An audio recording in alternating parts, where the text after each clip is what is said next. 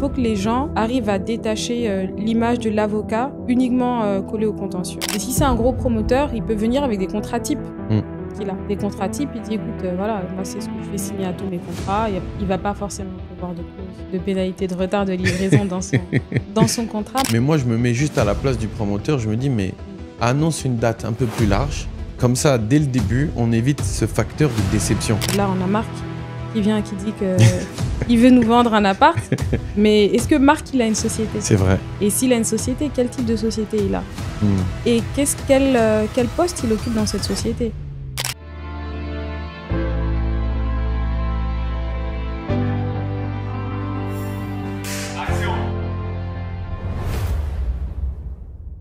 Bonjour à tous, bonjour à toutes. Bienvenue dans un nouvel épisode de Immobilier d'Afrique. Je suis très content aujourd'hui de recevoir mon invité qui va se présenter tout de suite, qui est une experte en droit, qui est avocate, qui a un parcours incroyable. Et je pense que cet épisode, il vaudra le détour parce que la partie légale de l'immobilier, elle est fondamentale parce qu'elle permet de limiter des risques, elle permet de saisir des opportunités et elle permet surtout de sécuriser son investissement. Donc dans cet épisode, nous allons principalement parcourir le contrat de VFA, donc vente en l'état futur d'achèvement, les clauses les plus importantes et puis naviguer ensemble sur les subtilités lorsque vous serez amené à investir dans l'immobilier sur le format VFA. Bon, fini l'introduction, sans plus attendre. Daba, maître Daba, devrais-je dire, comment vas-tu ? Ça va très bien et je te remercie de me recevoir aujourd'hui dans cet épisode. C'est avec joie. En tout cas, tu es chez toi, sois la bienvenue. Et moi, j'ai hâte d'avoir cet épisode parce que j'ai toujours pris beaucoup de plaisir à discuter avec les avocats, avec les juristes, parce qu'on est toujours impressionné par la profondeur de leurs connaissances, mais au-delà de ça, par la qualité des questions qu'ils se posent. Parce que je trouve que les bons juristes, c'est pas forcément ceux qui te donnent des réponses toutes faites, c'est ceux qui vont te poser des questions et te dire fais attention à ça, laisse-moi te revenir, je vais approfondir ce sujet-là. Donc ça, c'est top. Écoute, sans plus attendre, est-ce que tu peux un petit peu te présenter, qu'on sache qui est notre invité du jour ? Alors, je te remercie, Marc, de m'avoir invité aujourd'hui. C'est Avec vraiment plaisir. un réel plaisir pour moi de participer à cet épisode aujourd'hui parce que je pense que c'est important pour les jeunes ou bien même les plus anciens de la diaspora de ne pas hésiter à se lancer. L'Afrique a beaucoup de choses à offrir, le Sénégal a beaucoup de choses à offrir et nous avons beaucoup de talents et des gens sérieux. Donc, je voulais commencer en disant ça. Je suis d'accord. Donc, me concernant, donc moi, c'est Maître Daba Thiam. Je suis avocate inscrite au barreau de Paris. J'habite au Sénégal depuis 5 ans, sachant que je suis née et j'ai grandi en France. Donc, c'est un petit peu un défi que je me suis lancé en venant travailler au Sénégal dans le monde du conseil en tant qu'avocate fiscaliste et spécialisée en droit des affaires. Voilà. Excellent. Et je sais que tu es avocate, donc tu es affiliée au barreau de Paris. Et c'est assez impressionnant.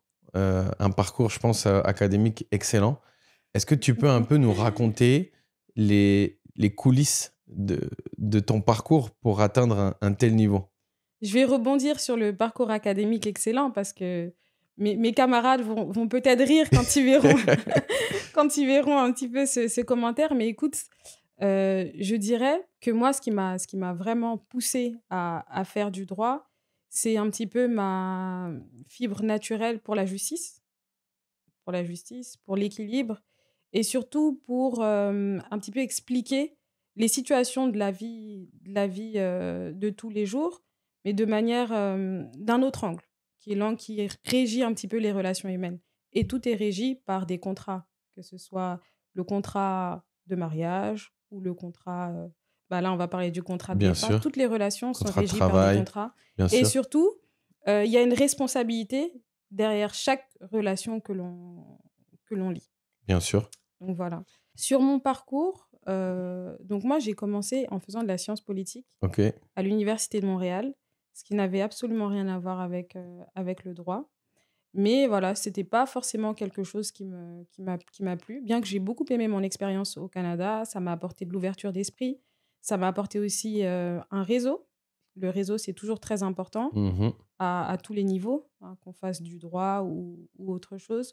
Donc, c'est pas une expérience que je regrette. D'ailleurs, c'est un petit clin d'œil que je fais aux jeunes qui nous regardent aujourd'hui. la première année, ça peut être très difficile pour savoir ce qu'on veut, mais il n'est jamais trop tard pour se réorienter. Et donc, moi, je me suis réorientée en droit. Et dès mon premier cours de droit, j'ai su que c'est ce que je voulais faire. J'ai su vraiment que c'est ce qui m'intéressait, ce qui me passionnait. Ok. Donc, j'ai fait mon cursus à l'université de Nanterre. Et j'ai ensuite obtenu un Master 2 en contrat d'affaires et du crédit, vraiment parce que je voulais me spécialiser en droit des affaires. Mhm. Et donc, naturellement, j'ai ensuite passé le barreau que j'ai obtenu la première fois. Et voilà, j'en suis très fière. Félicitations. Merci. Franchement, c'est très inspirant et je sais que moi, quand j'étais plus petit, en tout cas dans la communauté haïtienne, devenir avocat, c'est vraiment le saint graal de réussite de carrière. Donc, je pense aussi que ta famille a dû être très, très fière de toi. Oui, ouais, ouais. Franchement, tout le monde était très fier de moi. J'ai eu aussi beaucoup, beaucoup de soutien parce que les études de droit, c'est l'université. C'est vrai que bon, l'université, on ne la paye pas en France, en tout cas quand on est français, on paye les frais d'inscription. Mais à côté de ça, il faut vivre. Donc, il Bien y avait sûr. les jobs étudiants à faire. Et surtout, ça demande beaucoup, beaucoup de mental. Parce que la période où je passais le barreau, c'était une période où voilà, j'avais pas forcément.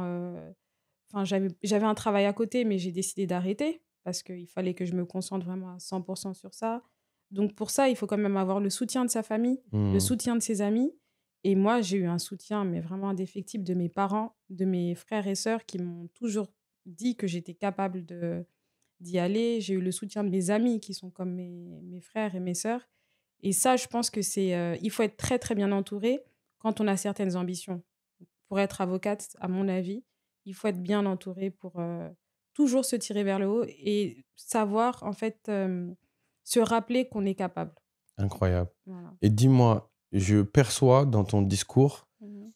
un état d'esprit Mhm. et une façon de voir les choses qui est un peu différente et qui est pleine de résilience. Mhm. Décris-nous un peu ton mindset et où est-ce qu'il tire sa racine. Moi, je suis quelqu'un, même mon père, quand il parle de moi et qu'il pense que je l'entends pas, il parle de Salutations. moi, ouais, il parle de moi comme quelqu'un d'étant résiliente parce que je suis déterminée. Hmm. Quand j'ai un objectif, j'aime bien l'atteindre. J'aime bien l'atteindre et je pense que j'ai développé ça dès ma première année de droit. Parce que quand je suis rentrée du Canada et que j'avais pas, je me souviens, hein, quand je suis rentrée, j'étais venue à la base en vacances. J'étais pas du tout venue pour reprendre les études de droit parce que j'étais un peu gênée à l'idée de dire à mes parents, écoutez, finalement, tout ce que vous avez payé à la fac, non, je veux plus. Donc non, et je me suis dit, d'abord, il faut que tu trouves une stratégie, il faut absolument que tu trouves une fac parce que j'avais pas de fac, j'étais pas passée par tout ce qui est Parcoursup, etc. Donc je me rappelle tous les jours, et j'allais devant le bureau du président de l'université à Nanterre. J'attendais devant l'immeuble parce que j'avais pas le droit de rentrer avec mon CV et mes bulletins de notes où je lui disais, mais monsieur le président, tenez, tenez, je m'étais liée d'amitié avec son secrétaire qui me disait, mais vas-y, là, il part à sa voiture, essaie d'aller le rejoindre, etc. Et à côté de ça, j'avais intégré les amphis, les TD sans avoir de carte d'étudiant, hein. C'est au Waouh. moment où je devais passer les partiels que là, c'était la deadline pour être inscrit ou non que, euh, que finalement, on a accepté de m'inscrire quand j'ai fait du forcing auprès du président de l'université, que je remercie d'ailleurs aujourd'hui. J'aurais bien aimé qu'il sache qu'il a bien fait de me faire confiance. Mais voilà, ça a vraiment commencé très tôt. Et puis, je pense qu'en démarrant comme ça, en me disant, écoute, Daba, tu t'es battue pour être partie, pour avoir intégré Nanterre, malgré le fait que voilà, tu n'avais aucune chance dès le départ, il ne faut pas que tu te loupes, tu vois. Donc, je pense que ça a commencé là. Et ensuite, en passant le barreau, je me suis rendu compte que j'étais dans un milieu qui n'était pas du tout le mien. Parce que moi, il faut savoir que j'ai grandi dans le 93, donc en banlieue. Et je suis très fière hein, d'où je viens, à Bobigny plus précisément. Et donc, j'avais pas forcément des gens dans mon entourage qui avaient ce parcours-là. Donc, j'avais pas forcément de gens à qui m'identifier Hmm. là-bas. Donc, quand je suis arrivée et que je devais passer le barreau, que j'étais en prépa, du coup, pour le passer, je voyais que des gens qui me ressemblaient pas. J'étais très... donc, je me suis dit, là-bas, mentalement, il faut vraiment que tu te blindes parce que ils sont pas mieux que toi. Vous avez fait tous les mêmes études.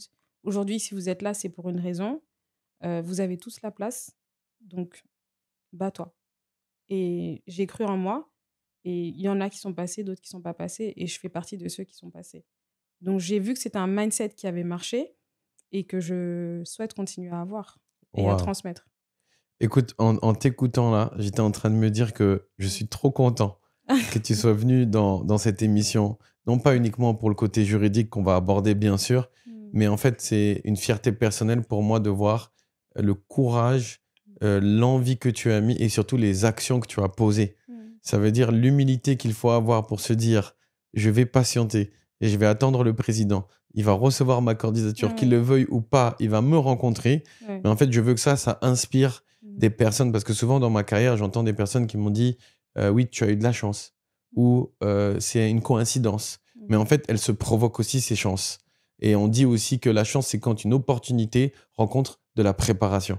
Et toi, tu avais ton CV, tes documents, tout prêt. Et quand la chance se présenterait, quand l'opportunité se présenterait, tu aurais ta chance. Donc franchement, c'est admirable, c'est incroyable. Franchement, magnifique déjà d'avoir fait ça. Et ensuite, juste après avoir obtenu et être rentré au barreau de Paris, quelle a été la prochaine étape? Qu'est-ce que tu as fait juste après? Alors, j'ai fait quelque chose qui n'avait absolument rien à voir avec l'immobilier.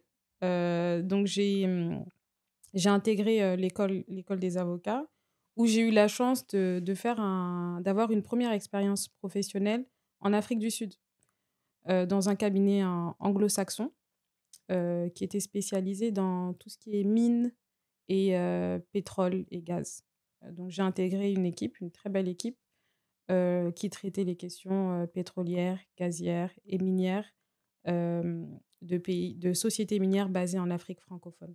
Donc, j'ai commencé dans ça.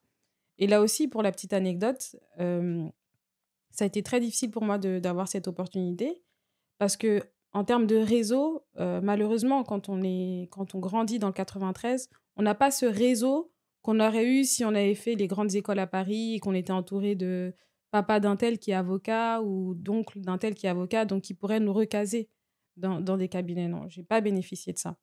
La plupart de mes oncles qui travaillent dans le domaine juridique étaient au Sénégal, mais pas forcément en France. Donc, j'ai vraiment dû trouver par mes propres moyens. Et je me souviens, il me semble que c'était un samedi soir. Je parlais avec mon père qui me disait, mais pourquoi tu cherches pas en Afrique du Sud un travail ou un stage? Et puis, je me suis dit, l'Afrique du Sud, j'avais jamais entendu, enfin, à part quand j'entendais parler de Nelson Mandela, de l'Afrique du Sud. Et je me suis dit, tiens, mais il a raison. Et il me l'a dit comme ça, puis il a raccroché. Et j'ai pris mon ordi et j'ai tapé, je me souviens, sur Google, meilleur avocat en droit minier en Afrique.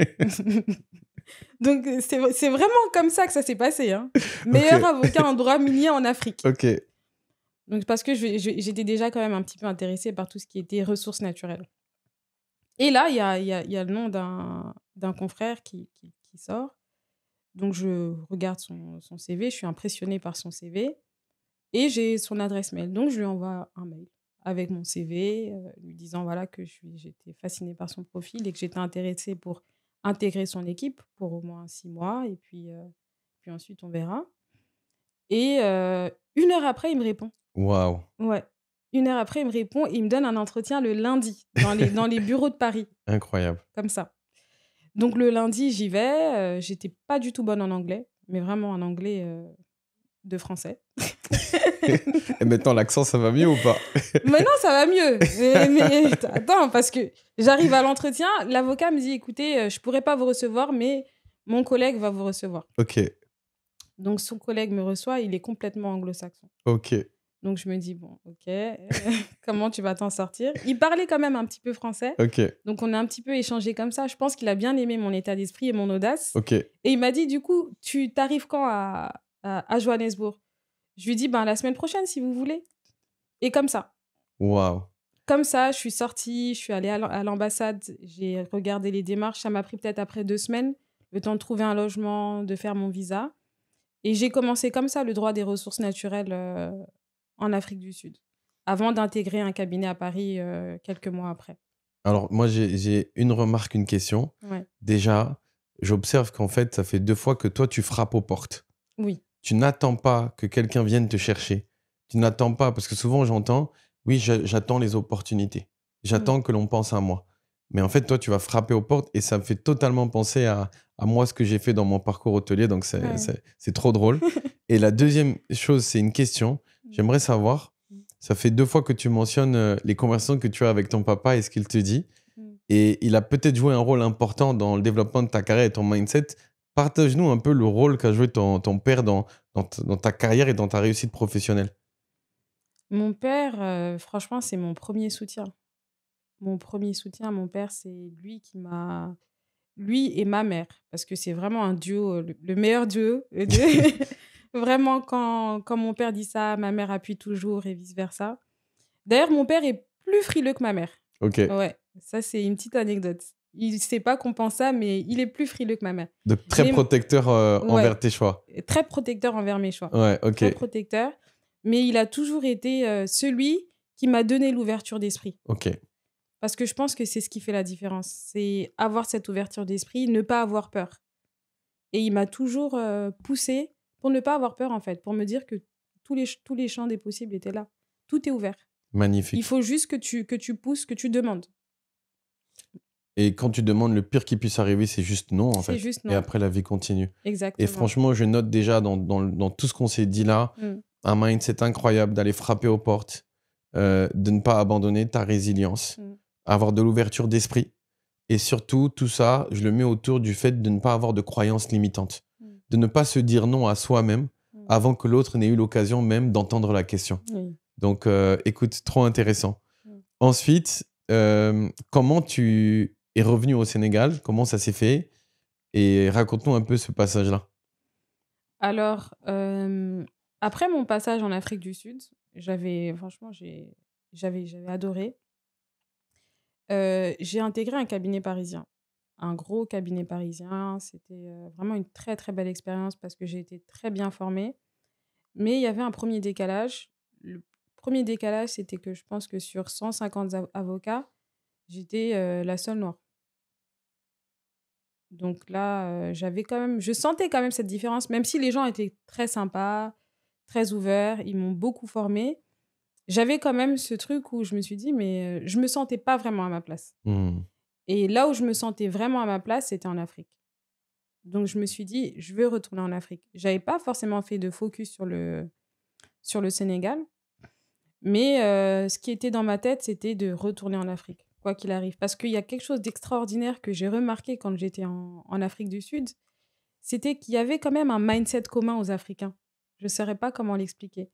Mais on a une identité africaine, que ce soit que je retrouvais tant au Sénégal qu'en Afrique du Sud, ou même avec des amis que j'ai du Maroc ou d'ailleurs. Il y a toujours ce truc commun qui fait qu'on sent qu'on est africain. Ouais. Et je sentais que j'avais besoin d'évoluer dans cet environnement-là. En tout cas, j'étais plus épanouie pour évoluer dans cet environnement.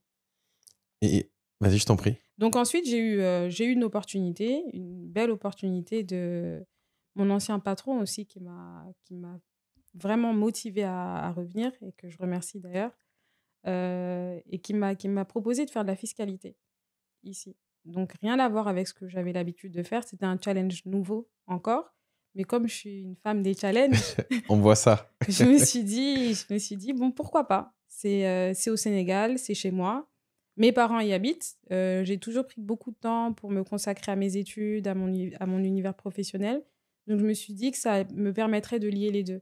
Profiter de mes parents et m'épanouir professionnellement dans un pays que j'affectionne particulièrement parce que j'ai toujours été très, très, très attachée à mon côté sénégalais. En tout cas, j'ai un peu vécu quelque chose de similaire à toi, d'être l'un ou le seul noir dans un environnement.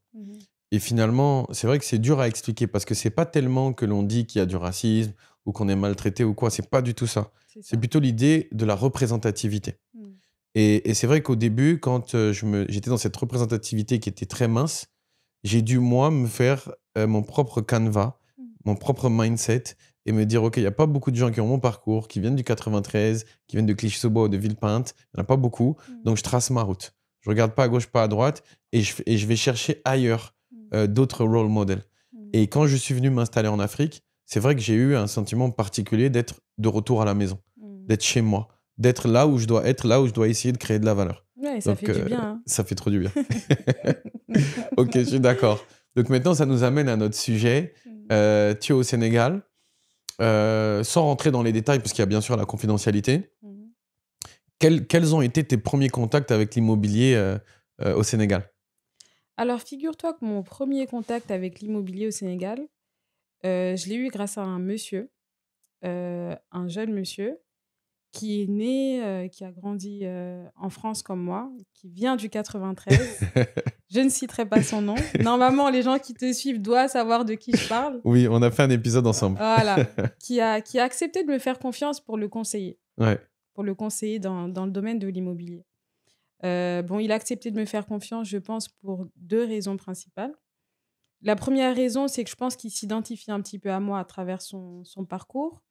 Et la deuxième, c'est qu'on avait quand même déjà beaucoup échangé sur des questions en droit des contrats, sur pas mal de petites subtilités auxquelles il était confronté dans le cadre de son activité. Et donc, il s'est dit qu'il voudrait que je l'accompagne aujourd'hui sur toutes ces opérations juridiques et fiscales. C'est comme ça que j'ai découvert l'immobilier. Et puis, grâce à ça, ça m'a ouvert d'autres portes. Ça m'a permis de vraiment m'intéresser à la matière. C'est la raison pour laquelle aujourd'hui, je suis d'ailleurs en train de suivre le parcours pour être avocat mandataire en transactions immobilières au barreau de Paris. Donc voilà, ça m'a permis d'ouvrir mon esprit sur ça et On voit que tu es d'accompagner toujours d'autres dans une personnes. quête d'excellence et d'aller chercher l'étape d'après. Parle-nous de Ouais. cette affiliation sur les transactions. Dis-nous-en un peu plus sur à quoi ça correspond et à quoi ça sert. Bon, aujourd'hui, c'est un petit peu une niche. En France, en tout cas. Bon, c'est vrai que je fais cette certification-là pour être avocat mandataire en transactions immobilières avec le barreau de Paris, mais je suis installée en Afrique. C'était vraiment juste pour avoir les subtilités et aussi avoir un petit peu du droit comparé sur les questions pour savoir quelles sont les problématiques qui se posent en France et qui pourraient être transposables au Sénégal ou en Afrique, plus généralement. Donc voilà, c'était simplement pour... et aussi aider mes clients davantage. Parce que c'est vrai que moi, je suis beaucoup plus... Aujourd'hui, je parle avec les personnes qui souhaitent investir, mais moi, je suis beaucoup plus côté investisseur que les gens qui viennent comprends. investir, quoi. Alors, je fais une petite parenthèse parce que dans mon émission, je mets en avant plusieurs piliers qui permettent un peu de structurer les conversations. Donc, le premier pilier que j'aime mentionner, c'est le client. Donc, le consommateur final, que ce soit l'investisseur s'il veut habiter, que ce soit le locataire qui va résider. Il y a un client final, le comprendre et connaître ses ambitions et ce qu'il veut. Le deuxième point, c'est la compétence technique. Donc, soit technique liée à la construction, conception, mais beaucoup la compétence technique financière, de comprendre les mécanismes financiers, etc. En point 3, j'aime bien citer la notion administrative et juridique. Et là, c'est pour ça qu'on est là. Donc déjà, avec ces compétences-là, on a déjà des atouts pour exceller dans l'immobilier. Et je rajouterai 2 autres aspects. C'est le mindset immobilier en 4. Donc vraiment d'avoir un état d'esprit orienté sur la création de valeur, détecter des opportunités, détecter un quartier qui est sous-estimé, dans lequel je peux investir et dans lequel je peux investir dans le futur. Et le 5e point, et je trouve que tu es aussi un modèle dans ce 5e point, c'est les compétences sociales et relationnelles. Et en fait, que ce soit dans ta capacité à tisser du lien avec un président d'université, dans ta capacité à tisser du lien rapidement avec un grand avocat en Afrique du Sud, dans ta capacité à tisser du lien avec un grand promoteur immobilier, en fait, à chaque fois, le fil conducteur, c'est ta capacité à créer du lien. Et j'aimerais donc, sur ce 5e point, que tu nous en dises plus. Et ça, c'est aussi pour conseiller ceux qui nous regardent et qui se lancent dans leur carrière ou qui veulent exceller dans ce domaine-là. Quelles sont, toi, tes clés de réussite pour exceller dans les compétences sociales et relationnelles? Comment tu fais? Bon, ça, je pense que je dirais que je l'ai pris de mes parents, Ok. honnêtement. C'est encore dans cette dynamique d'ouverture d'esprit, d'aller vers les gens. J'ai vraiment été éduquée comme ça. J'ai vraiment été éduquée dans une maison où tous les dimanches, il y avait une trentaine de personnes qui venaient manger le tchèp et des personnes de milieux sociaux différents. Hein. Des personnes qui venaient du Sénégal, des personnes qui étaient couturiers à Barbès. Enfin, il y avait vraiment de tout. Il y avait vraiment de tout. Donc, on a toujours dû s'adapter à vraiment tout type de personnes. Et surtout, être très gentil, très courtois, très diplomate avec tout type de personnes. Et ça, c'est parce que mes parents sont des gens sociables de base. Donc, je pense que c'est vraiment, vraiment ce qui m'a aidé à développer ce côté-là. Ça me fait vraiment penser à la teranga sénégalaise. C'est ça.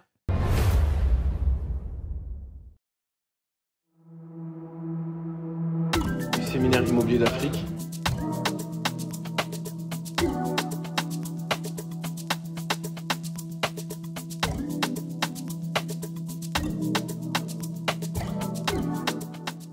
Pour un premier investissement immobilier, j'achète pour louer ou pour habiter? Ah oui, comment convaincre ma banquière de m'accorder un prêt immobilier? J'aimerais bien savoir à quoi sert un notaire. Non mais doucement les gars, attendez. Inscrivez-vous à notre événement Séminaire immobilier d'Afrique qui va se dérouler au Pullman Dakar Teranga. Je pense que vous aurez des réponses à vos questions.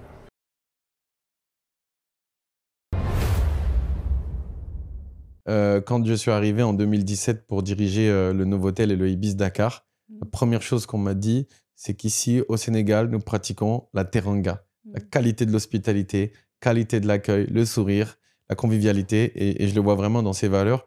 Et j'insiste sur ce point-là parce que toutes les personnes qui sont en master ou qui sont jeunes cadres ou qui sont dans leur carrière, qui se lancent, ne pas négliger l'importance des compétences sociales, des soft skills, même dans tes transactions immobilières. Surtout Parce que la manière dont tu abordes ton banquier, la manière dont tu abordes ton notaire, la manière dont tu abordes un promoteur, la manière dont tu vas aborder ton architecte, mais ça va faire toute la différence pour, in fine, quelque chose qui a l'air d'être factuel. C'est de la pierre, c'est des murs, c'est des mètres carrés, c'est du financier. Mais les compétences sociales changent du tout au tout et ça, moi, je l'ai vraiment vécu. Est-ce que toi, tu as vécu des cas comme ça aussi? Oui. Il y a quelque chose que je pense qui est essentiel de savoir quand on vient s'installer au Sénégal, que ce soit pour l'immobilier ou pas, quand on vient pour investir ou pour faire un business au Sénégal, quoi qu'il arrive, il faut savoir que même quand tu es dans ton droit, il faut que tu aies le sentiment de demander service. Pas que tu es dans ton droit. Tu vois? Ce que tu viens de dire là, c'est incroyable. Vas-y. Non, c'est vrai. Parce que tu peux aller demander un papier dans une administration, tu as le droit à ce papier. Tu as le droit. Mais si tu viens en position de oui, comment est-ce que vous allez régler mon problème? J'ai besoin de ce papier, c'est urgent. Normalement, voilà, il est écrit sur votre site internet que ce sera vous me le délivrez en 72 heures, je l'ai toujours pas eu, etc. Avec ce ton un petit peu, je dirais pas arrogant, hein, le ton qui est normal quand c'est ton droit. Tu as le droit de venir, tu as payé en plus, tu as le droit de venir et obtenir ce service. Mais si tu te places comme ça au Sénégal, ça marche pas. Il faut toujours se placer de façon à ce qu'on pense que la personne te rend service. Incroyable. Et ça c'est un tips, c'est un conseil qui vaut de l'or. Je suis complètement d'accord avec toi. Et ça s'applique aussi au management. Oui. Parce que quand tu manages ton équipe et que tu as un contrat de travail et qu'ils ont des obligations, tu pourrais dire tu dois faire ça. Alors que c'est vrai que le Sénégal m'a appris que même si c'est dans le cahier des charges ou la fiche de poste d'une personne, y aller avec la notion de est-ce que tu peux me rendre service, est-ce que tu peux faire ça pour moi, ça change vraiment beaucoup de choses. Ah oui, ça fait toute la différence. Franchement, je trouve que déjà là, il y a beaucoup d'enseignements.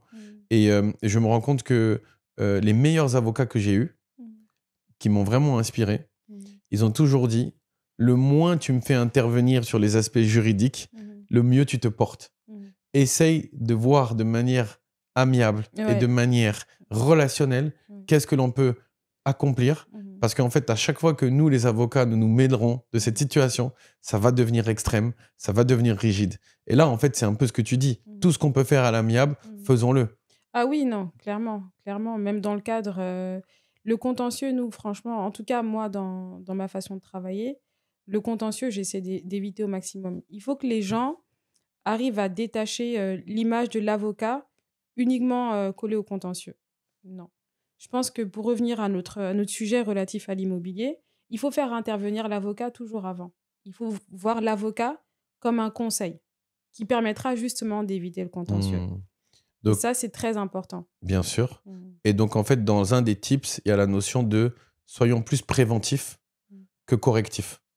Anticipons, ça ne coûte rien. Et ça, c'est dans tout pour l'immobilier. Pour moi, avant d'acheter, je parle à mon banquier. Bien avant d'avoir le désir d'acheter, j'ouvre la conversation avec le banquier. Bien avant de construire, j'ouvre la conversation avec mon archi. Et bien avant d'avoir un éventuel litige ou contentieux, j'ouvre la conversation avec mon avocat juste pour être sûr que je mets les points sur les i et les traits sur les t. C'est ça. Et ça, c'est très important. Écoute, là déjà, magnifique. Moi, je me régale, franchement. On va poursuivre. Aujourd'hui, on va essayer d'être le plus concret possible. Comme ça va parler à notre audience. On va s'imaginer que je suis un investisseur pour la première fois. Et que c'est la première fois que je souhaite acheter un appartement à Dakar avec un promoteur donc, qui construit dans le neuf. Et le projet n'a pas débuté. Aujourd'hui, le projet n'existe pas. Donc, je veux vraiment qu'on s'imagine un cas de figure concret comme celui-ci où il y a un primo-accédant à la propriété. Donc déjà, qu'est-ce que tu peux me dire sur la VFA de manière générale et l'investissement en VFA, si on parle du B.A.B.A. pour l'instant?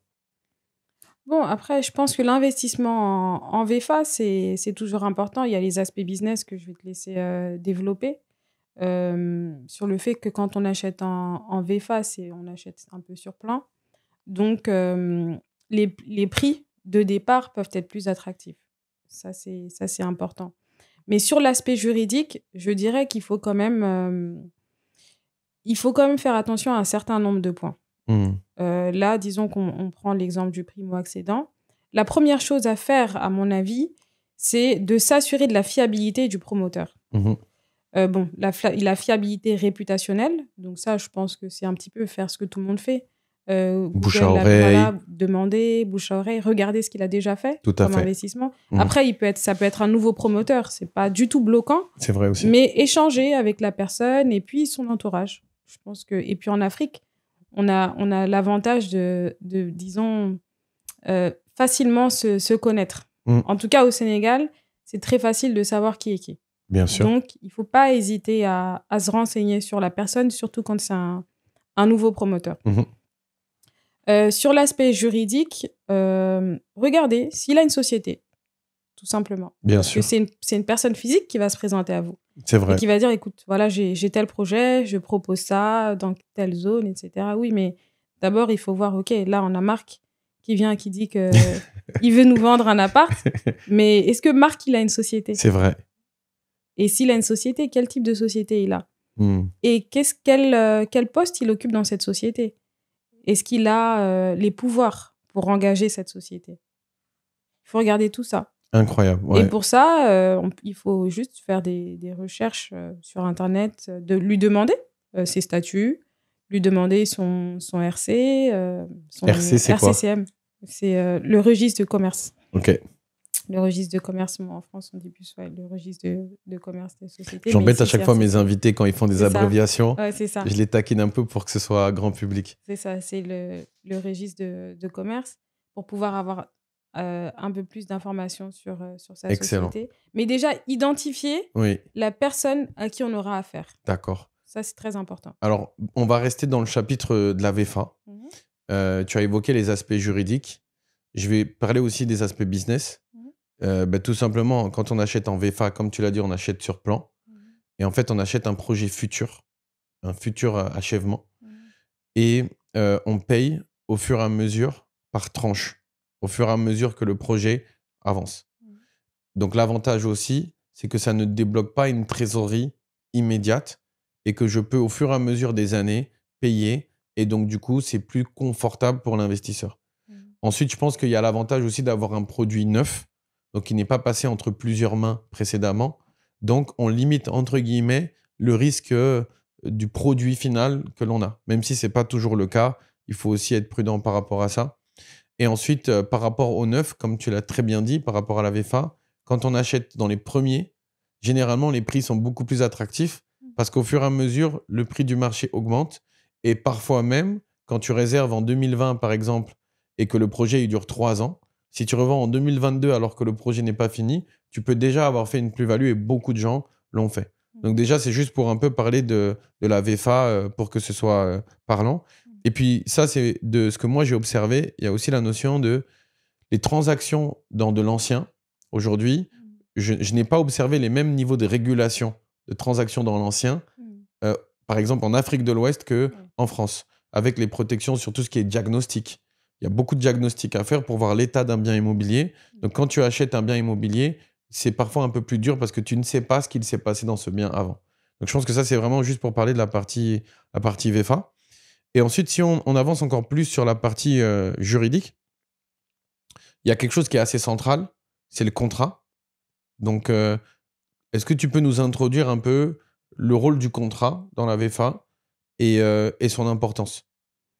Oui, alors l'importance, je vais commencer par l'importance du contrat, c'est le contrat de réservation qu'on signe dans le cadre d'une VFA. C'est, je dirais, essentiel. Il y a beaucoup de gens qui me sollicitent et qui me disent, écoute, Daba, ou bien maître, ça dépend, moi je suis pas très formelle sur ces choses-là. Écoutez, maître, j'ai remis de l'argent à un tel, voilà, il m'a juste fait une décharge. Et puis... Non, vraiment, hein. Il m'a juste fait une décharge et puis il m'a promis un appartement là, sur tel projet, etc.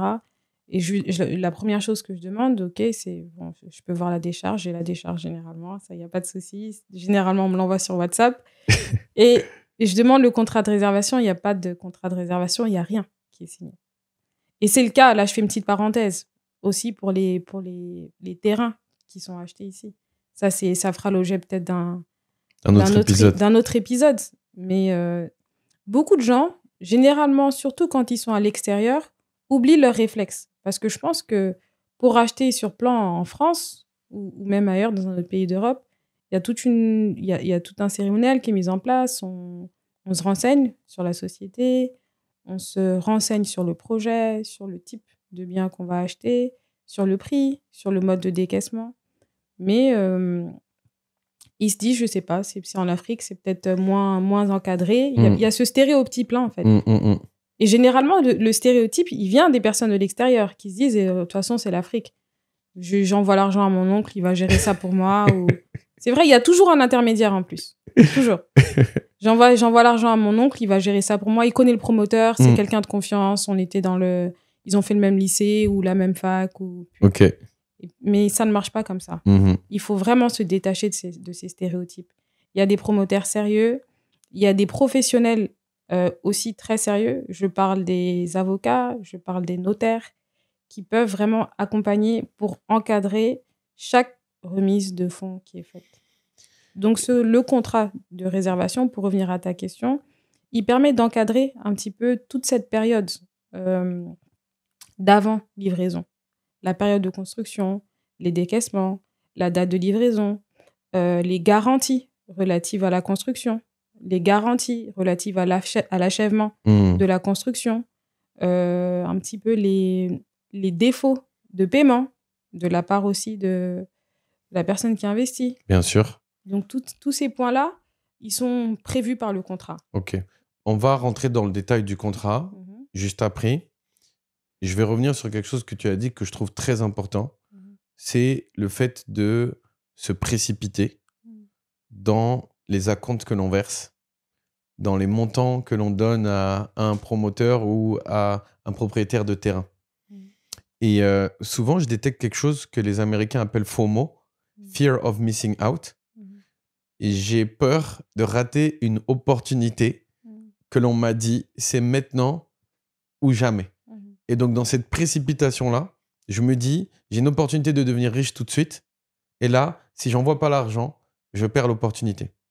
Et en fait, face à ça, dans l'immobilier, je trouve que dans la précipitation se trouve beaucoup de dangers et beaucoup de cas de complexité juridique derrière, complexité financière. Elles viennent de cette urgence.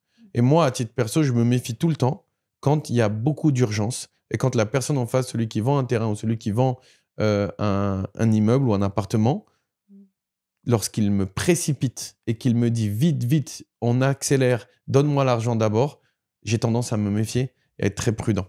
Parce que je trouve que même quand c'est une bonne opportunité, le cérémonial dont tu parles, il reste quand même indispensable. Et donc moi, je préfère passer à côté d'une opportunité de précipitation parce qu'il y aura toujours des opportunités. Depuis la nuit des temps, il y a des opportunités et si Dieu le veut, il y en aura encore jusqu'à la fin des temps. Mais se précipiter, c'est quelque chose qui, selon moi, est un des facteurs d'accélérateur des erreurs, des personnes qui se retrouvent ruinées ou qui se retrouvent à perdre beaucoup d'argent. Qu'est-ce que toi, tu en penses ? Oui, je vais rebondir sur ce que tu as dit. C'est que généralement, les gens se précipitent. Et quand on regarde les contrats de réservation, il y a effectivement un délai de rétractation. Mais le délai de rétractation peut être très court. Ça peut être un délai de rétractation de 7 jours. En 7 jours, on ne sait pas forcément si on a fait une bonne affaire ou pas. Bien sûr. Surtout quand on était très motivé au début. Et qu'est-ce qui se passe après, après que le délai de rétractation soit expiré? On perd, par exemple, une garantie Et oui, qui peut être très importante. tout à fait. Ça peut représenter un gros montant. Ça peut représenter un gros montant. Ok, Donc, il ne faut pas se précipiter. c'est vrai. Et toujours se faire accompagner par un professionnel. Je suis d'accord. Ça, je pense que généralement, malheureusement, les gens... Et puis, il n'y a pas forcément les avocats, il y a aussi les notaires. Bien sûr, très Qui important. ont cette compétence exclusive sur tout ce qui est vente d'immeubles, donc qui ont une très grosse expérience. C'est des professions qui sont réglementées, donc à qui on peut faire confiance. Tout à fait. Il faut toujours se faire accompagner. Et je pense qu'une des raisons pour lesquelles j'ai aussi voulu faire cette émission, c'est pour montrer le professionnalisme qu'il existe aujourd'hui dans l'immobilier sur le continent africain. Il y a des professionnels, il y a des experts, il y a des sachants qui sont très méticuleux, très procéduriers. Et j'aimerais qu'on s'émancipe du cliché de « tu as investi en Afrique, c'est le Far West ». Il y a une sécurisation qui existe, qui n'est pas une garantie à tout, à 100%.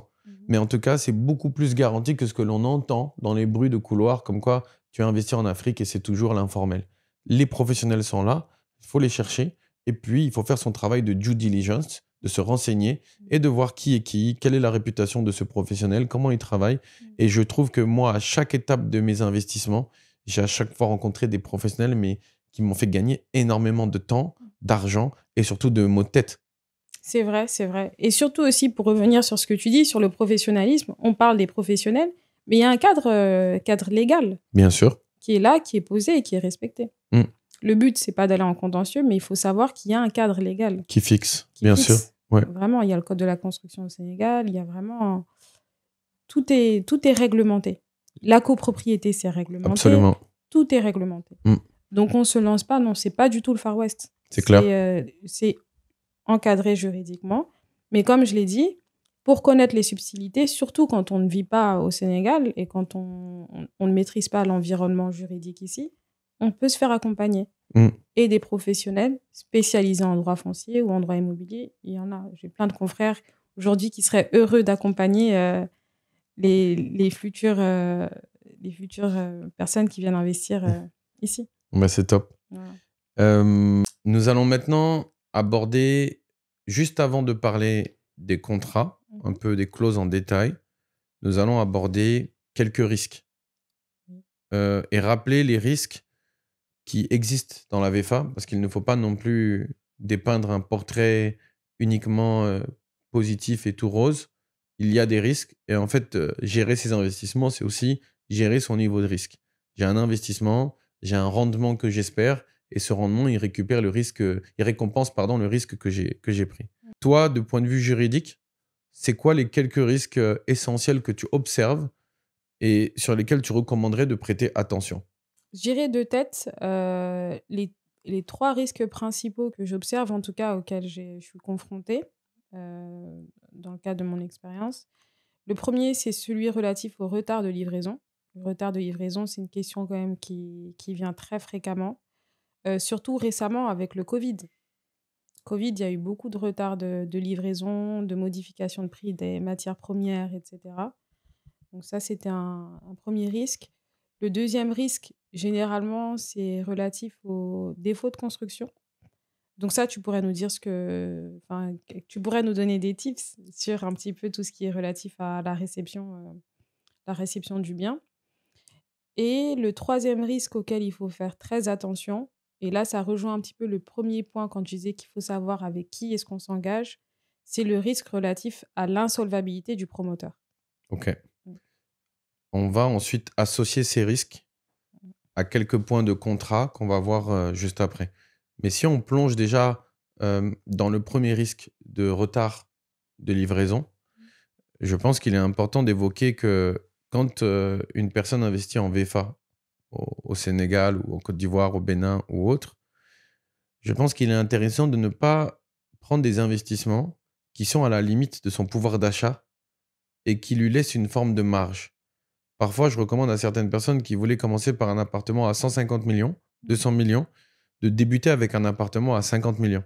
D'accord. Ne serait-ce que parce que si les délais de travaux sont plus longs que prévu, j'ai la capacité d'honorer ma mensualité bancaire et j'ai la capacité de ne pas avoir besoin de cet argent qui ne génère pour l'instant aucun loyer. Et ça, c'est bien calibrer son investissement parce que les retards, ça existe et c'est important. Je pense qu'il y a aussi une clause qui est liée au retard, j'en parle pas, on en parlera tout à l'heure. Après, pour revenir aussi sur le risque de construction, je pense que l'un des points les plus importants, c'est au niveau de la réception. Et je dirais même la pré-réception. Ça veut dire que quelques temps avant la fin du chantier, je trouve que c'est important pour l'investisseur de faire une pré-réception avec le promoteur et de vérifier les points qui éventuellement ne lui conviendraient pas et de bien les répertorier avec des photos, ce qui laisserait un délai au promoteur de les corriger. Et ça, je pense que c'est important de même parfois aller à des pré-réceptions accompagné d'un professionnel de la construction. Et le but, c'est pas d'embêter le promoteur et de regarder tous les petits détails et d'être trop méticuleux, mais c'est quand même de sécuriser son investissement à long terme parce qu'une fois qu'après tu as livré, ce sera bien plus difficile de garantir l'intervention du promoteur.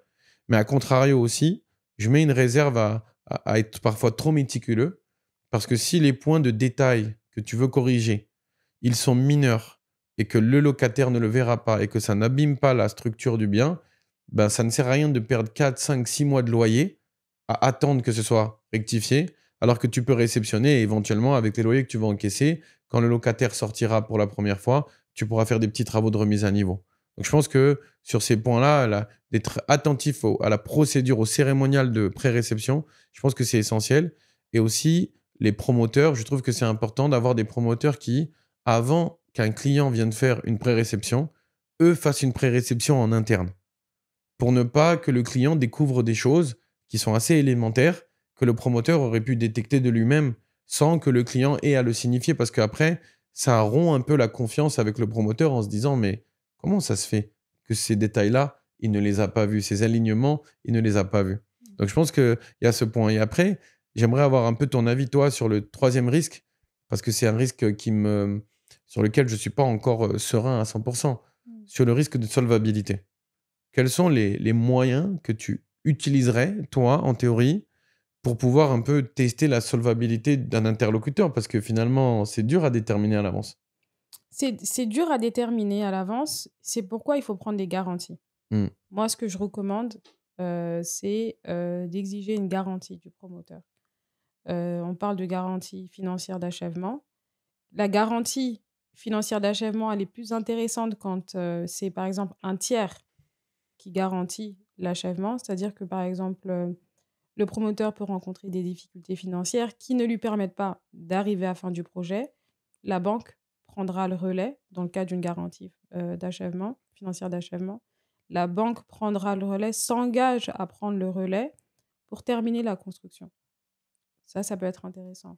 Après, il peut y avoir une garantie qui n'est pas liée à un tiers, une garantie que propose le promoteur lui-même, mais celle-là, elle est beaucoup plus... Elle est moins sécure. Bien sûr. Dans le sens où il faut vraiment s'assurer de la solidité du promoteur. Bien sûr. Et ça, c'est pas forcément facile à détecter. En tout cas, on a déjà un peu mentionné la clause sur la garantie financière d'achèvement. On la reprendra peut-être un peu dans le parcours des clauses. Donc, allons-y, sautons dans le vif du sujet. Je pense que dans les premières clauses basiques, déjà, il y a quoi, la désignation des parties peut-être? Oui, la désignation des parties. Donc là, je pense que quand on fait la désignation des parties, on sait déjà qui... donc la relation contractuelle, elle sera entre qui et qui. Ça peut être la personne physique, ça peut être une SCI et donc le promoteur. Et là, comme je l'ai dit, s'assurer de qui avec qui. Est-ce que vous rentrez en relation d'affaires? Qui est le promoteur? Quel type de société? Est-ce que la personne avec qui vous allez signer le contrat, elle a la compétence pour signer le contrat, etc. Donc ça, c'est des points à voir. Et ça, il faut juste demander, à mon avis, les statuts de la société ainsi Bien que sûr. son registre de commerce, comme je l'ai dit. Après, il y a la partie sur la désignation du bien. Alors, attends, avant d'arriver sur la désignation du bien. D'accord, j'ai je fait veux un juste- teaser. Ouais, voilà. je veux je veux creuser un peu sur la désignation des parties. On le fera peut-être pas dans cet épisode, mais que ceux qui nous regardent le sachent. On peut à la fois acheter en son nom propre, Oui, mais on peut acheter avec une personne morale, avec Oui. une SCI par exemple. Oui. Quelles sont un peu les différences entre les deux, entre acheter en nom propre et acheter en société? alors là, en tant que fiscaliste, moi, je vais plus faire le parallèle fiscalement. Ok, oui. Ouais, fiscalement, bon, je pense que quand on achète en nom propre, bon, déjà, ça rejoint donc son patrimoine, personnellement.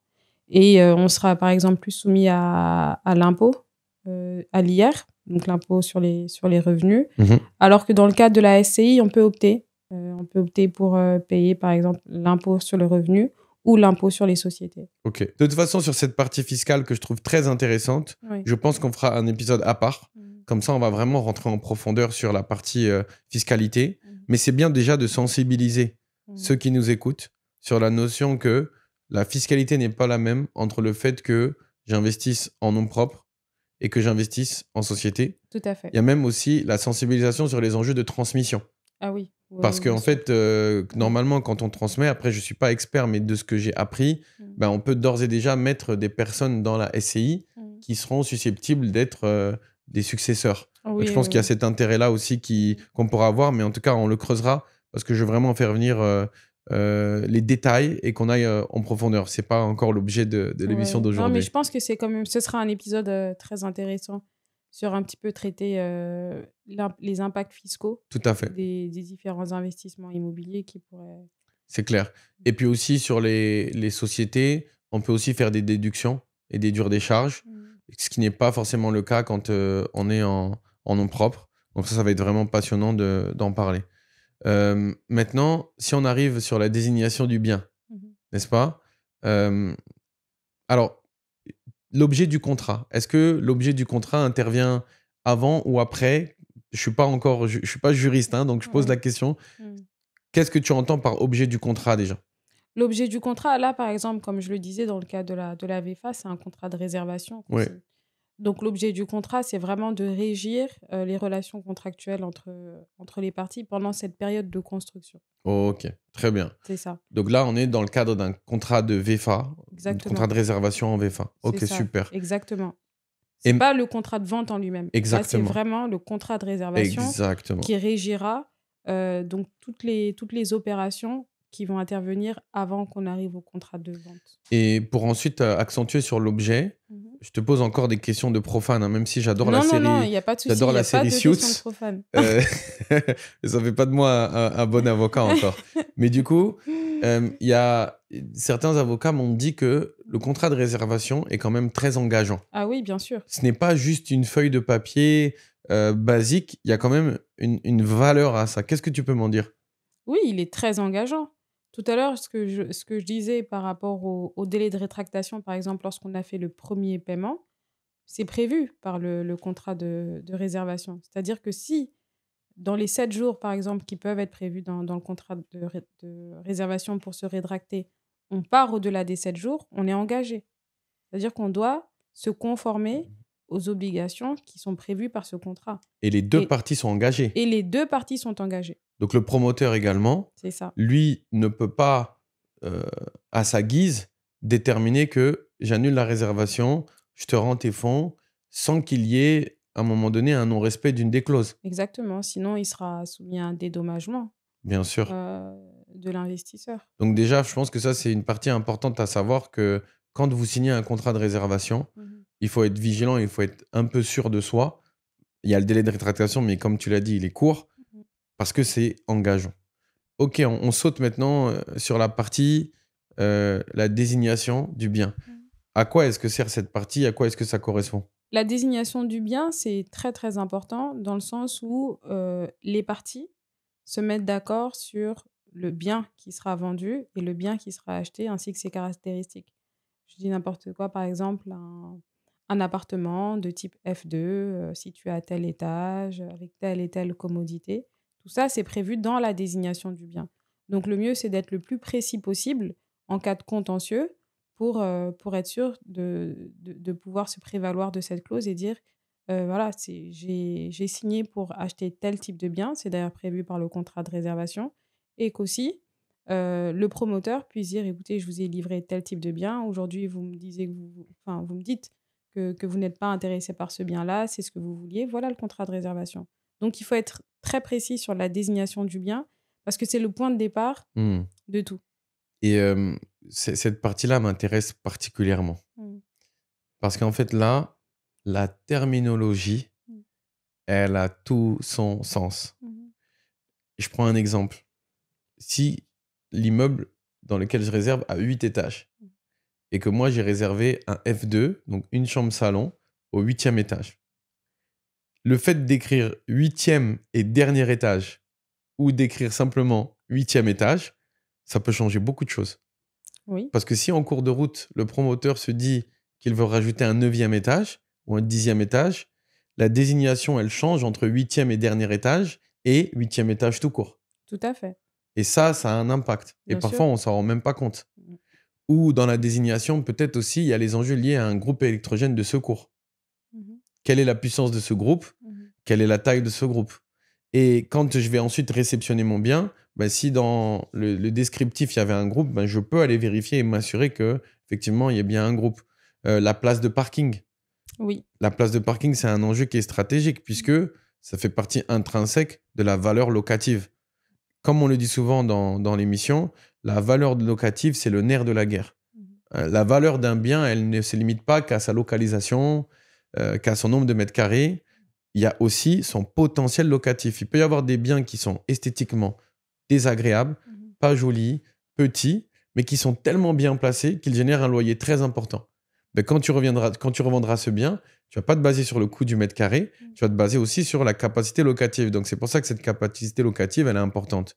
Et la place de parking, de bien indiquer si la place de parking est liée ou non, je pense que ça change beaucoup de choses. Donc, dans cette désignation de biens, en tout cas même dans mon expérience personnelle, c'est quelque chose au début que je ne regardais pas vraiment. Je me disais, bon, je fais confiance, c'est normal, c'est comme ça. Ouais. Et toi, est-ce que dans ton expérience, tu as vu des cas où, en fait, il aurait vraiment valu faire attention à cette clause-là? Pour l'instant, pas vraiment. Généralement, les problèmes auxquels je suis exposée, c'est plus relatif aux défauts de construction. Donc, par exemple, OK, j'ai demandé un appartement de type F2 au 8e étage. J'ai mon appartement de type F2 au 8e étage. Mais arrivé dans l'appartement, je me rends compte que voilà, y a tel carreau qui aurait dû être posé ou telle disposition qui avait été prévue dans le salon ou je ne sais pas moi. Et c'est pas forcément respecté. C'est plus relatif à ça. À okay. ça, ouais. Très bien. Ou à une livraison d'un appartement qui n'est pas forcément fini comme il devrait être. Okay. C'est plus ça, généralement. Généralement, sur le niveau de finition qui avait été prévu initialement et sur le niveau de finition à la réception, il y a un décalage. Une autre question que je voulais te poser, c'était sur une clause que j'ai vue sur l'assiette foncière. Je n'ai pas le terme exact. L'origine de propriété. Voilà. Est-ce que tu peux juste me dire dans les grandes lignes à quoi ça sert? C'est bien qu'elle soit dans le contrat de réservation. C'est surtout très important parce qu'elle permet de garantir à l'investisseur que le promoteur a les titres nécessaires qui lui permettent de construire sur ce terrain. Par exemple, le titre foncier ou tout autre type de titre. Il y en a beaucoup qui sont prévus par la législation sénégalaise, mais qui lui donnent le droit de construire le projet sur la zone prévue. Absolument. Et ça, dans une prochaine émission, je vais faire le focus sur les promotions immobilières avec un propriétaire de terrain, un promoteur et un partenariat pour ensuite construire. Je vais vraiment m'intéresser à comment ça s'est passé et quelles ont été les réalités, quelles ont été les difficultés, parce que je trouve que c'est important qu'on puisse mettre la lumière et être sensibilisé à ce mécanisme-là, parce que vu que le coût du foncier et des terrains augmente beaucoup, on est de plus en plus dans des cas de figure de partenariat que dans des cas de figure d'acquisition sèche avec une construction. Donc ça, j'en parlerai dans une autre émission. Alors, une autre clause qui me vient, comme ça me fait réviser mon droit des contrats, qui me vient à l'esprit, c'est sur la durée. Tiens, qu'est-ce que tu peux me dire sur la durée? Bon, sur la durée, généralement, c'est la durée du projet, la durée de la C'est construction ça, oui. la durée de la construction du projet.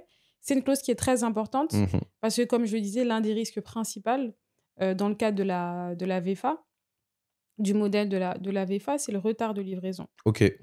Donc là, donc si on part sur la clause de la durée, on se cale sur la date de livraison prévue, qui est très importante, qui doit être mentionnée dans le contrat. Il faut vraiment s'assurer que les deux parties se sont mis d'accord sur une date de livraison prévue. Après, il y a forcément des clauses de force majeure qui sont prévues.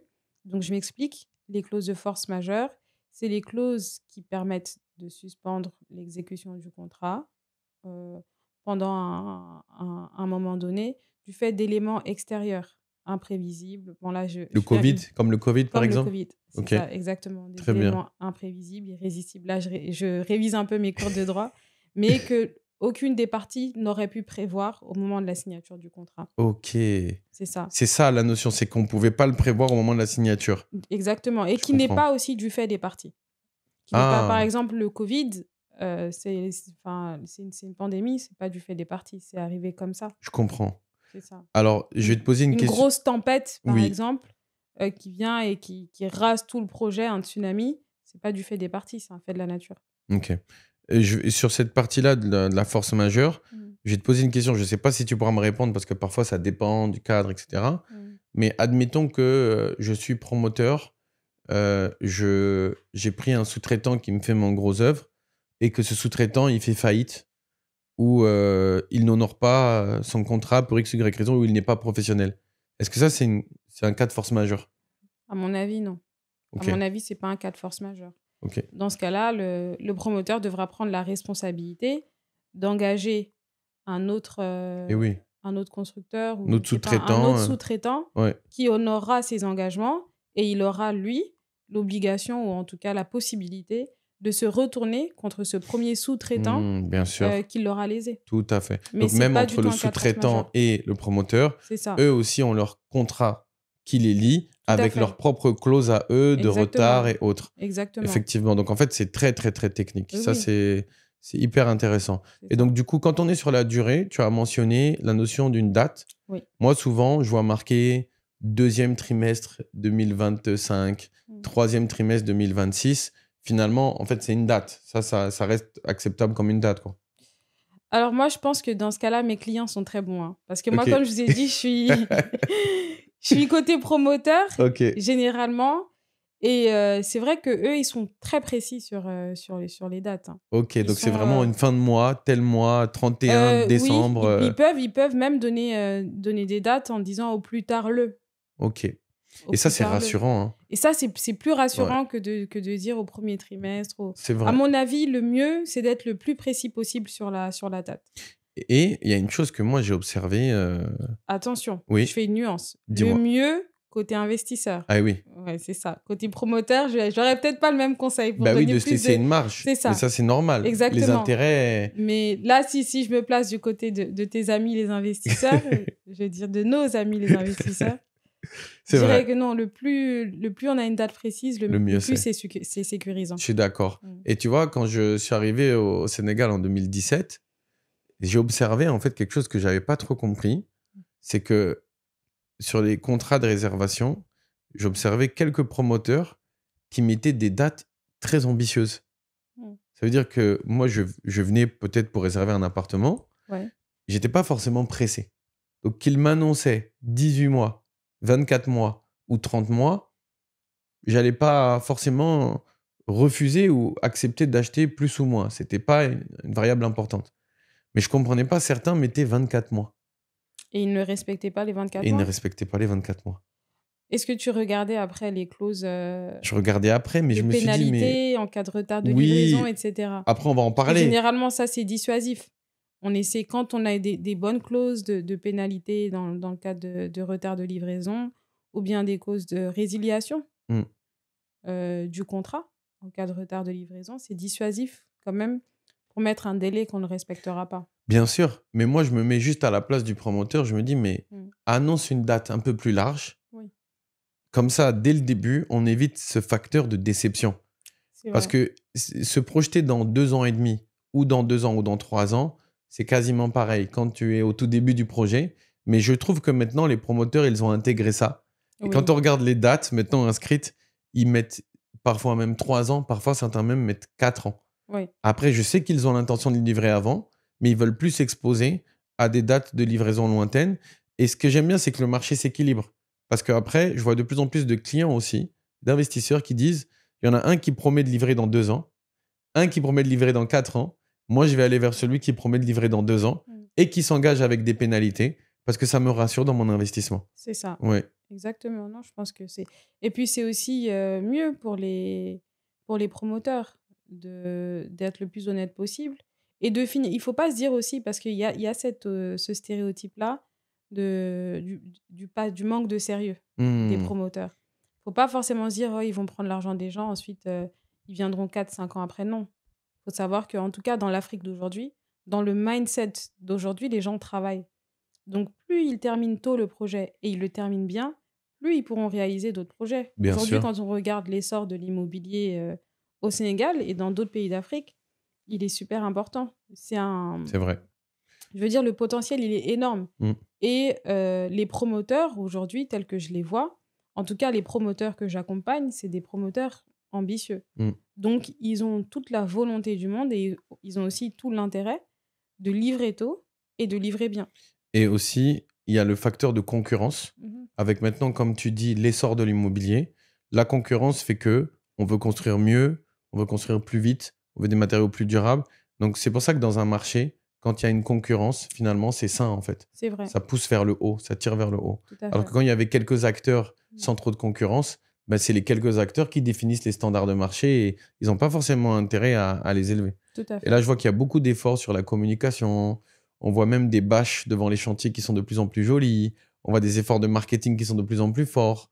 Et après, on arrive jusqu'au niveau de Dubaï, où là, l'expérience, c'est que même à l'aéroport, tu as quelqu'un qui t'accueille avec la maquette de l'immeuble, tu as des commerciaux qui te font visiter. Là, l'expérience, elle est poussée vraiment dans l'ultime, en tout cas. Donc, franchement, merci. En tout cas, sur la clause de la durée, c'est déjà intéressant d'en comprendre un peu le contour. Ensuite, bien sûr, il y a la clause qui est un petit peu liée à la durée quand même, c'est les pénalités. Et les pénalités, je pense que elles vont des deux côtés, non? Tu peux m'en dire un petit peu plus? Oui, alors là, les pénalités, elles vont des deux côtés. Les pénalités, disons, du côté du promoteur, elles s'appliquent plus dans le cas d'un retard de paiement Hmm, lors des appels de fonds. Ça aussi, c'est quelque chose qui arrive souvent. Surtout quand on n'est pas appuyé par une banque et qu'on avance en fonds propres, on peut voilà, rencontrer une difficulté qui permet bien de ne sûr. pas, du coup, honorer son engagement lors d'un appel de fonds. Et là, des pénalités peuvent s'appliquer. Et généralement, les pénalités, elles sont fixées par pourcentage sur Ok, le prix de la valeur du bien. du bien. Ok, Donc, elles peuvent s'élever très, très rapidement à un montant qui peut être élevé. ok. Ouais. Et c'est quoi il y a une partie côté promoteur, du coup, et c'est quoi l'autre partie? La partie côté investisseur, on peut prévoir dans le contrat de réservation des pénalités, par exemple, en cas de retard de livraison. Hmm, C'est ça. Si le bien devait être livré, par exemple, le 15 avril et qu'il est livré finalement le 15 mai ou le 15 juillet, on peut appliquer là aussi des pénalités de retard à partir du jour, hein, des pénalités journalières. oui. Ça peut être vraiment... En c'est fait, ça, convenu par les parties. c'est ça, c'est convenu par les C'est parties. exactement. C'est pour ça que je parle de l'importance d'être accompagné par un Tout professionnel à fait. lorsqu'on fait, même si c'est pas un premier achat, pour tout achat. C'est vrai. Être accompagné par des professionnels parce que généralement, le promoteur, c'est celui qui est en position de force. Et surtout C'est si c'est un celui gros qui est- promoteur, Surtout si c'est un gros promoteur. Si c'est un jeune promoteur, encore, ça va. il y a de la marge. Il y a de la marge. Mm. Mais si c'est un gros promoteur, il peut venir avec des contrats types Mm. qu'il a. Des contrats types, il dit, écoute, voilà, moi, c'est ce que je fais signer à tous mes contrats. Il va pas forcément prévoir de clause de pénalité de retard de livraison dans son contrat. Mais lorsqu'on est accompagné, lorsqu'on est conseillé par un professionnel, il pourra attirer votre attention sur le fait que, voilà, il n'y a pas forcément de pénalité en cas de retard de livraison, donc tu peux être lésé. Hmm. Et j'ai appris aussi récemment, je ne sais pas si c'est quelque chose, c'est une bonne information, que de toute façon, c'est pas parce qu'il n'y a pas de clause de pénalité de livraison en retard que le concerné qui a subi le retard n'a pas le droit de défendre son droit derrière. Est-ce que ça, c'est vrai? Parce qu'avant, je pensais, moi, naïvement, que comme il n'y avait pas de clause, ben, en fait, si le promoteur avait 2, 3 ans, 4 ans de retard, ben, en fait, j'avais aucune action et aucun recours. Si, parce que les pénalités, ce qui est bien, c'est que c'est contractuel. Mm. Donc, quoi qu'il arrive, ce ne sera pas discuté par le juge. Ok. Le juge, il va juste liquider la clause. Mais quand, par exemple, il n'y a pas de clause de pénalité qui est prévue, on peut demander des dommages et intérêts Ok. pour le préjudice qui a été subi.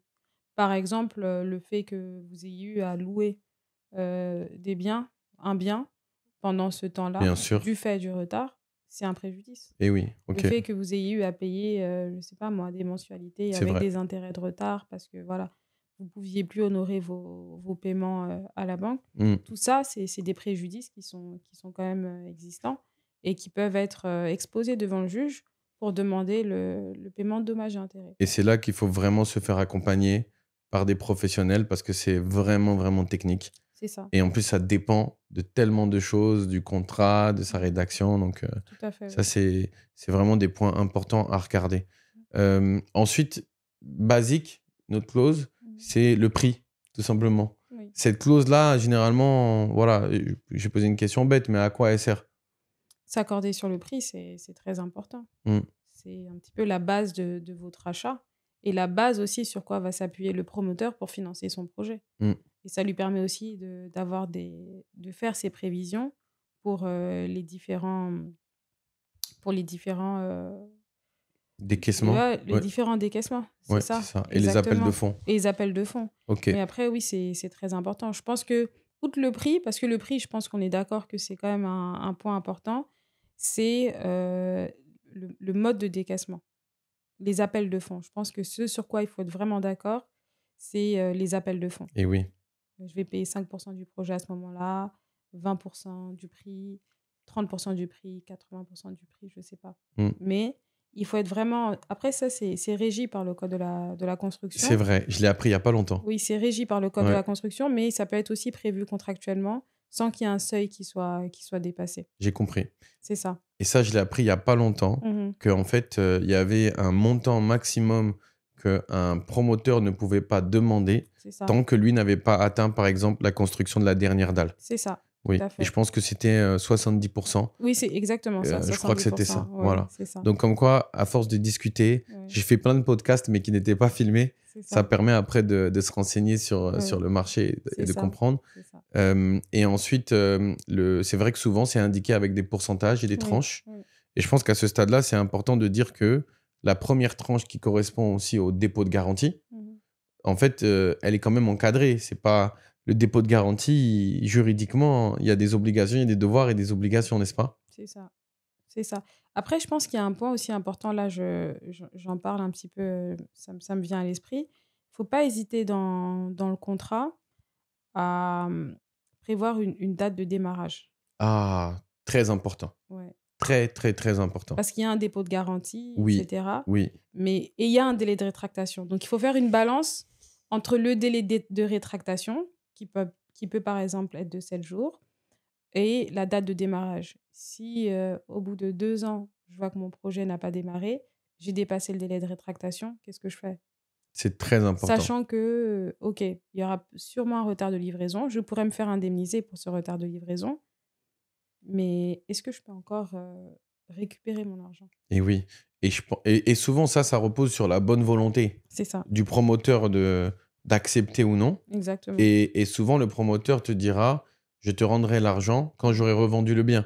Exactement. Mais si toi, tu as une urgence financière Mm. que tu dois honorer et qu'en même temps, tu dois attendre que le promoteur il revende le bien et qu'il ne le revende pas avant 4 mois, Mm. ben en fait, tu ne disposes pas de tes fonds. C'est Donc, ça. c'est pour ça que ce que tu viens de dire est très important. Mm. Et en plus, surtout que parfois, là où c'est très important ce que tu as dit aussi sur la date, c'est que j'ai vu des contrats sur lesquels, à la place de marquer une date de livraison, Mm. il y avait marqué une durée de travaux. Oui. Et quand il y a marqué une durée de travaux, comme tu n'as pas encore la date de début des travaux, ben, si les travaux commencent dans 4 ans et que la durée de travaux, c'est 24 mois, ben, en fait, c'est 6 ans C'est ça. au moment où tu as signé. Mm. Alors que toi, tu t'étais dit naïvement, entre guillemets, mais c'est sûr qu'il va démarrer dans 6 mois. Mais tant qu'il n'y a pas de clause sur la date de début Et un engagement, ben, en fait, le contrat, il est hyper élastique, en fait. Sachant que là, du coup, je reparle du prix parce qu'il peut y avoir un impact. Il y a des contrats qui prévoient, et ça, généralement, on le comprend pas vraiment quand on le lise parce que ça fait partie des clauses un petit peu bateau. Oui, C'est sur la révision du prix. Oui, Par exemple, je l'ai déjà s'il vu. y a des circonstances économiques qui changent, etc., il peut y avoir une variation des prix, sans pour autant que ce soit revu contractuellement entre les parties.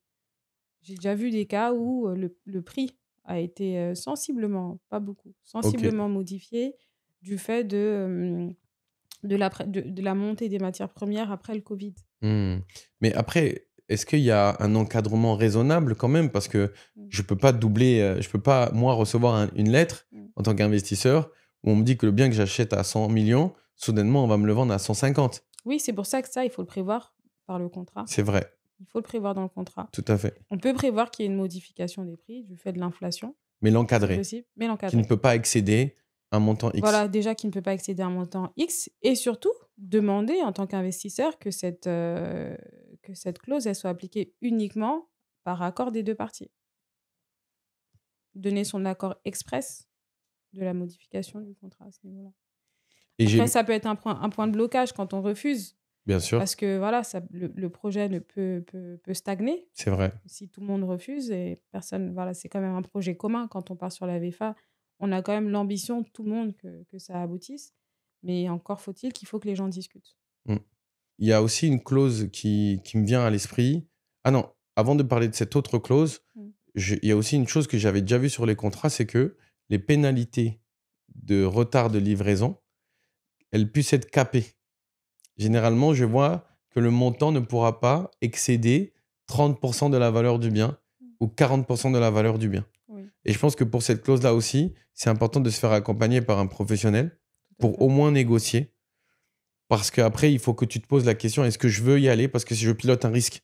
Parce que si jamais tu dis que la clause, les pénalités ne peuvent pas excéder 30% de la valeur du bien, tu as acheté un bien à 100 millions et que les clauses, elles disent que ça ne peut pas dépasser 30 millions d'indemnités, mais que finalement, le calcul théorique, ça t'amènerait à 45 millions d'indemnités, ben en fait, tu as pris un risque et c'est à toi Oui. de déterminer si j'y vais ou pas. Et ça revient à ce que tu disais au tout début, bien choisir son promoteur, bien choisir la confiance, bien observer la solvabilité aussi.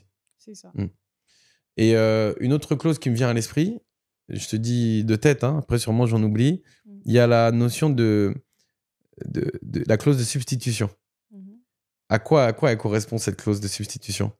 Là, est-ce que tu fais référence à la clause qui permet, dans la durée, par exemple, de la construction, de changer Tout à fait. de Ouais. vendeur? Oui, c'est ça. Pardon, de changer d'acquéreur? Exactement. Oui, c'est une clause qui peut être aussi tout intéressante, qui permet, on peut avoir d'autres projets dans la vie, on peut être intéressé par, aussi, on peut aussi réaliser une plus-value dans cette substitution. On peut avoir acheté, par exemple, au début du projet à 60 Hmm, et vendre à 80 quand on est à peut-être 50% des travaux. tout à fait. Donc, cette clause de substitution, elle permet justement d'encadrer tout cela. Et si jamais, en début de projet, je voulais acquérir en mon nom, Oui. et après, à la fin du projet, je me fais conseiller et je me rends compte que je voulais créer une société. Oui. Quel rôle joue cette clause de substitution? On peut l'utiliser pour Ok, modifier, pour modifier un petit peu le contrat c'est ça. et faire une transmission à donc la nouvelle, au nouvel acquéreur. C'est ça. C'est pas- Et je crois que là, l'avantage, c'est qu'au moins, à ce moment-là, j'ai pas eu à payer de frais de mutation. Oui, c'est ça. Parce Exactement. qu'après, Ouais, il y a des frais de mutation c'est quand ça. j'essaye de transférer. Parce que je parle de ça et peut-être qu'on en parlera dans une autre émission. Mm, Quand je parlais à des gros spécialistes de l'investissement immobilier, mm, ils ont la faculté parfois de refinancer leurs propres biens. oui. Ça veut dire qu'ils ont fait un crédit Mhm. pour acheter un appartement, admettons, à 100 millions de francs CFA. Ils ont mis 30 millions d'apport personnel. Ils se sont endettés à hauteur de 70 millions. Mm. Ils ont fini de rembourser les 70 millions. Et ce qu'ils font, c'est qu'ils vont refinancer leur bien et le faire racheter par une structure tiers D'accord. qui va leur appartenir aussi. Mm. Et ce qui va leur permettre à eux de dégager de la trésorerie. Mhm. Et ils vont encaisser 100 millions de francs CFA de vente, même parfois plus avec une plus-value. Mm. Et c'est leur nouvelle structure qui va s'endetter. Mais dans ce cas-là, la nouvelle structure, elle paye des frais de mutation, Mhm. alors qu'au niveau de la substitution, ben, Oui, je crois pour qu'il n'y en a l'instant, pas. Ouais. oui, il y en a Comme c'est pas encore transmis. pas. Mm. Ok, hyper intéressant. Est-ce que je vois d'autres clauses? Peut-être que moi, j'en ai oublié. Il y a une clause sur laquelle je voulais quand même attirer l'attention des investisseurs surtout, c'est la clause d'arbitrage. Ah, La clause d'arbitrage, la clause d'arbitrage, elle peut être intéressante. Généralement, on l'utilise entre professionnels. Euh, mais quand c'est, par exemple, un client, un profane et une société de promotion immobilière, ça peut être un peu déséquilibré dans le sens où l'arbitrage, c'est quand même assez coûteux. C'est vrai que c'est plus rapide, c'est tranché. Le litige, il est tranché par des professionnels, donc on est plus à même d'avoir gain de cause, surtout quand on est sûr de nos engagements du contrat. bien sûr. Mais l'arbitrage, c'est pas une procédure qui est forcément maîtrisée par les profanes, je dirais, et qui est généralement plus avantageuse pour les professionnels. Mais tu vois, moi, Donc, l'arbitrage, c'est quelque chose que je connaissais pas du tout jusqu'à il y a pas longtemps. ouais. Ouais. Donc, tu vois, ça peut être décourageant, disons. Je dirais pas que je dis pas du tout que c'est une mauvaise clause, mais je dis que ça pourrait être décourageant pour un profane de devoir suivre toute la procédure d'arbitrage pour avoir gain de cause au lieu d'aller devant les tribunaux compétents en cas de litige. Et Sachant que tous les avocats ouais. ne maîtrisent pas l'arbitrage, la procédure. Et dis-nous juste, c'est quoi la différence entre l'arbitrage et le tribunal, juste que on sache qu'est-ce que c'est? L'arbitrage, en fait, c'est un mode de résolution des conflits. On appelle ça un mode alternatif de résolution des conflits qui permet de ne pas aller, disons, en contentieux devant le juge, le juge compétent, normalement. Et c'est tranché par des professionnels D'accord. du secteur. Et C'est qu'il ça. faut rémunérer. Oui, qu'il faut rémunérer. Il faut Ok. rémunérer les arbitres. Et ensuite, il y a une sentence arbitrale qui est rendue et qui est aussi tout aussi contraignante qu'un jugement. Et qui, généralement, ne fait pas... On va se limiter à ça. Ok, parfait. Contraignante. Contraignante, top. Ok, après avoir eu ce petit parcours juridique dense, Ouais. on va essayer d'arriver vers la conclusion. Ouais. Qu'est-ce que tu pourrais nous dire en conclusion, toi qui évolues dans le milieu juridique et immobilier? Qu'est-ce que tu pourrais dire à ceux qui veulent investir dans l'immobilier en Afrique ou plus particulièrement au Sénégal, et qu'est-ce que tu pourrais leur conseiller en récapitulant? Le premier conseil que je donne, c'est venez investir en Afrique. Que ce soit au Sénégal ou dans d'autres pays sûrs, entre guillemets, où vous savez qu'il y a une stabilité politique, il y a une stabilité financière, il y a une stabilité sociale, investissez. L'Afrique, c'est vraiment... c'est pas une phrase bateau que je répète et que j'entends, c'est vraiment l'avenir. Ouais. Moi, ce que j'ai réussi à réaliser en étant en Afrique depuis seulement 5 ans, je ne l'aurais pas réalisé en étant en France. Donc franchement, j'encourage les gens, hein, que ce soit les jeunes ou les plus âgés, qui ont toujours un petit peu cette appréhension de sauter le pas, de venir... toutes les personnes que j'ai rencontrées qui ont fait ce pari avec moi de rentrer ne l'ont pas regretté. Moi, le premier. Voilà. Donc, on a quand même une expérience commune. Donc, je pense qu'il faut pas se mettre de limites. Il faut rentrer. Il faut aussi être ouvert d'esprit. Ne pas se dire, je suis ivoirien, j'investis en Côte d'Ivoire. Je suis sénégalais, j'investis au Sénégal. L'Afrique, ça reste l'Afrique. On est chez nous. On est africain, on est chez nous. Il y a des opportunités partout. Il y a des c'est vrai. opportunités partout. Il y a des opportunités partout. Il y a des opportunités au Sénégal, il y a des opportunités en Côte d'Ivoire, il y a des opportunités vraiment partout. Soyez ouverts d'esprit et ayez un esprit surtout panafricain. Ça, c'est... Et je veux venir sur ce que tu dis où je suis complètement d'accord. Souvent, j'ai des amis qui m'appellent, qui me disent ça y est, je veux me lancer sur le continent africain, je suis motivé. Trouve-moi quelque chose, je suis prêt, je t'envoie l'argent. Et je leur dis non, je refuse. Je veux que tu prennes un billet d'avion, tu te déplaces, viens 1 fois, 2 fois, séjourne, expérimente, ressens la ville, parle à des gens. Et comme tu l'as dit, ici, c'est facile de rencontrer du beau monde. Donc, viens faire ta propre expérience. Arrêtons de déléguer et d'envoyer de l'argent juste en pensant que ça va réussir tout seul. Il ne faut pas faire l'économie de son propre travail de recherche parce que les relations individuelles, elles sont importantes. Donc ça, je pourrais que insister sur venez, ça fait tourner l'économie, ça fait tourner le tourisme, ça fait tourner les restaurants, ça fait tourner l'activité. Donc venez, passez des vacances sur le continent et faites tourner les hôtels, faites tourner les Airbnb, les locations, etc. Venez faire le tour du continent. C'est vrai. Il y a beaucoup de belles choses à voir. En plus. C'est vrai. Donc, Ok. franchement, n'hésitez pas à venir investir. Après, du point de vue juridique, sachez qu'il y a des professionnels compétents sur place. Parce que des fois, on peut se dire, oui, mais est-ce qu'il y a des bons avocats? Est-ce qu'ils s'y connaissent vraiment? Est-ce qu'ils connaissent nos problématiques? Si on est à distance, est-ce qu'ils vont prendre en charge notre dossier? Est-ce qu'ils vont... Parce que c'est vrai que voilà, quand on engage un avocat et qu'on est à distance ou bien un conseiller, même, on peut avoir peur, on peut se dire, ah là, je vais lui envoyer 50 mails, il ne va pas répondre, je vais l'appeler, il ne va pas répondre. C'est vrai que les gens sont très occupés, mais il y a aussi des cabinets très professionnels qui ont des process et qui peuvent vous accompagner. Il y en a. Et n'hésitez pas d'avoir recours à eux, c'est très important. Même si c'est uniquement pour relire un contrat et pour avoir quelques conseils sur le contrat, sur ce qu'on pourrait ajouter, sur ce qu'on pourrait enlever, sans pour autant que la personne vous accompagne sur tout le long du process. C'est toujours bien quand même d'avoir un regard d'expert sur les questions dans lesquelles vous vous engagez. Écoute, est-ce que tu as un mot de la fin avec lequel tu voudrais nous laisser, Maître Daba Thiam? Encore une fois, félicitations pour ton parcours inspirant. Merci. Et pour les messages que tu as partagés de résilience, de courage, d'aller frapper aux portes. Vraiment, félicitations et c'est très inspirant.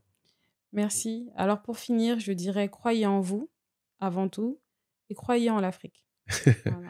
Simple et clair. Voilà. Merci, Maître Daba Thiam. Merci à toi, Marc.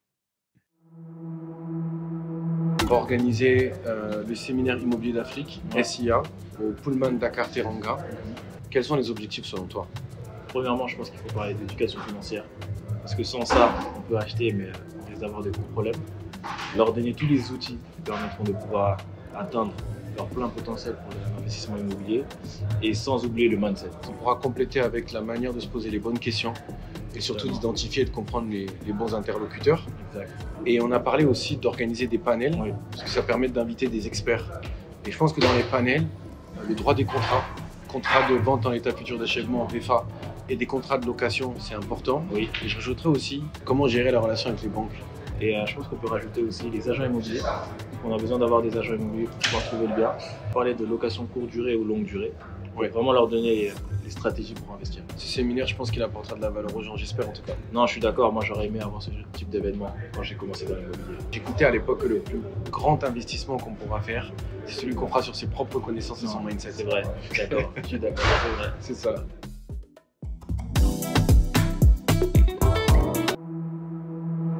Séminaire immobilier d'Afrique.